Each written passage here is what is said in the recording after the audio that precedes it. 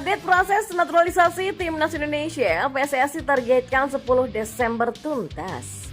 Dan informasi bola selanjutnya, beginilah ejekan media Vietnam usai Timnas Indonesia racikan Sinteyong kalah versus Iran di kualifikasi pada 2026. Dan yang terakhir, nasib Wilber Jardim, Amar Birkic, dan Judapin tidak menentu di Timnas Indonesia. Erick Thohir bilang begini. Simak selengkapnya bersama saya di sini untuk Anda.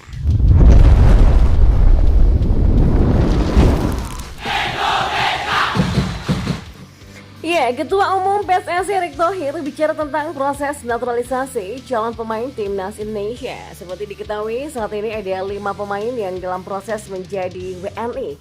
Mereka adalah Justin Hubner, Jay Ises, Nathan Choaon, dan Ragnar Oratmangun. Untuk Ragnar, proses naturalisasi baru diajukan karena dia menjadi nama terakhir yang diumumkan oleh PSSI. Ya, Erick Thohir menjelaskan untuk Justin Hubner saat ini berkasnya sudah berada di Presiden Joko Widodo. Hal ini karena nama Justin sudah mulai menjalani pemindahan kewarganegaraan bersama Rafael Struijk dan juga Ivar Jenner. Tapi proses tersebut sempat terhenti, hanya Struijk dan Ivar yang sudah selesai melewati semua tahapan. Diprediksi pemain Wolverhampton Wanderers U20 tersebut tidak membutuhkan waktu lama untuk menjadi WNI. Dia tinggal melewati sumpah WNI dan selanjutnya akan dilakukan pemindahan federasi. Proses Justin lagi didorong ke Pak Presiden. Kalau bisa Pak Presiden mengeluarkan surat dalam 1 minggu ini, kata Erick Thohir kepada media termasuk bolasport.com. Ya, sosok yang menjabat sebagai Menteri BUMN ini menambahkan bahwa untuk Nathan dan Jay sudah mulai diproses. Berkas mereka juga sudah berada di Kementerian Hukum dan HAM, dan proses yang dilewati 2 nama tersebut akan cukup panjang untuk mendapatkan paspor Indonesia. Kalau untuk Nathan sama Jay sudah ada di Kemenkumham, ya kita tunggu lagi prosesnya. Ya, Erick menegaskan bahwa semua proses naturalisasi akan segera dikebut, termasuk untuk Ragnar yang baru memulai proses naturalisasi. PSSI menargetkan pada 10 Desember nanti mereka bisa tersedia untuk membela Timnas Indonesia. Pasalnya, skuad Garuda akan tampil di Piala Asia 2023 yang dilaksanakan pada bulan Januari 2024. Pada bulan Desember, mereka akan menjalani pemusatan latihan agar Sinteyong bisa mematangkan persiapan timnya. Ya, mudah-mudahan tanggal 10 ya, target deh tanggal 10 Desember kita bisa kejar gitu. Ragnar Oratmangun juga kita coba dorong. Pungkas Erick Thohir. Dan informasi bola yang lainnya. Ya, ejekan pedas dilontarkan media Vietnam setelah Timnas Indonesia asuhan Sinteyong kalah telak melawan Irak di kualifikasi Piala Dunia 2026 Grup F. Oleh media Vietnam, tuan rumah Irak meraih kemenangan dengan mudah menjamu Timnas Indonesia di Basra International Stadium pada Kamis 16 November 2023. Skuad Sinteyong kalah telak dengan skor 5-1. Irak sukses menyerangkan 5 gol ke gawang Timnas Indonesia lewat Bashar Rashan di menit ke-20, gol bunuh diri Jordi Amat di menit ke-35, Osama Rashid menit di 60, Yosef Amin di menit ke-81, dan Ali Al-Zubaidi di menit ke-88. Kemudian 1 gol hiburan Timnas Indonesia berhasil dilesakan lewat Sheini Patinama di menit ke-45. Ya, menuai hasil minor itu, Timnas Indonesia kini menempati posisi dasar klasemen Grup F kualifikasi Piala Dunia 2026. Sedangkan Irak kini bertengger di puncak klasemen Grup F lewat raihan 3 poinnya. Menyoroti hasil pertandingan itu, salah satu media Vietnam, The Tau 247 pun melontarkan ejekan tumbangnya Timnas Indonesia melawan Irak. Media Vietnam tersebut bahkan menyebut bahwa Irak menang mudah pada laga tersebut. Timnas Irak membuktikan kekuatan absolutnya dengan mengalahkan Timnas Indonesia dengan mudah di kandang sendiri. Maka dengan kualifikasi luar biasa, Irak menjamu Indonesia sebelum bertemu dengan Vietnam, kata media Vietnam The Tau 247. Di sisi lain, media Vietnam pun memuji penampilan Irak yang tampil menekan sejak awal babak pertama. Kondisi tersebut memaksa pasukan Sinteyong untuk tampil bertahan. Ya, memang tidak perlu menunggu lama.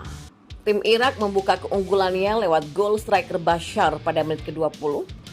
Melanjutkan kemeriahan pada menit ke-33, skor menjadi 2-0 untuk Irak setelah gol bunuh diri yang cukup canggung dilakukan oleh bek Jordi Amat. Lanjut media Vietnam tersebut. Sinteyong pun membongkar penyebabnya dibantai oleh Irak. Ya, pelatih Timnas Indonesia Sinteyong mengungkapkan penyebab Timnas Indonesia dibantai Irak di kualifikasi Piala Dunia 2026 zona Asia. Salah satu penyebabnya adalah yakni faktor kelelahan skuad Garuda karena memang melakoni perjalanan yang cukup jauh. Seperti diketahui, Timnas Indonesia datang ke Irak memang terbagi dalam beberapa kloter. Rombongan utama dari Indonesia hadir pada 12 November lalu. Selanjutnya beberapa pemain abroad yakni Elkan Baggett, Sandy Wells, dan Pratama Arhan baru tiba pada 13 November.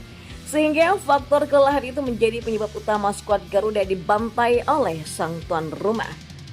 Kelelahan menjadi faktor penting setelah perjalanan panjang, kata Sinteyong.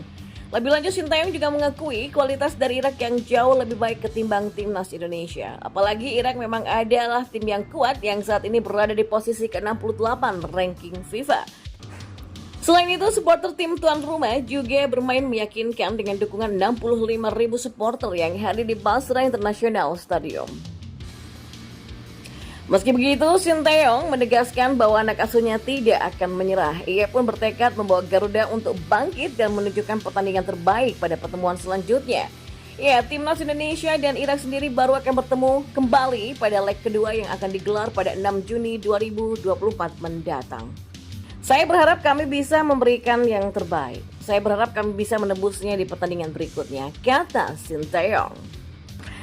Di informasi bola yang terakhir, Ketua Umum PSSI Erick Thohir mengatakan bahwa nasib para pemain diaspora dan keturunan seusai menjalani Piala Dunia U17 2023 bersama Piala Dunia U17 2023 bersama Timnas Indonesia U17 masih belum menentu. Tercatat ada 3 pemain dengan status diaspora di Timnas Indonesia U17 yang bermain di Piala Dunia U17 2023.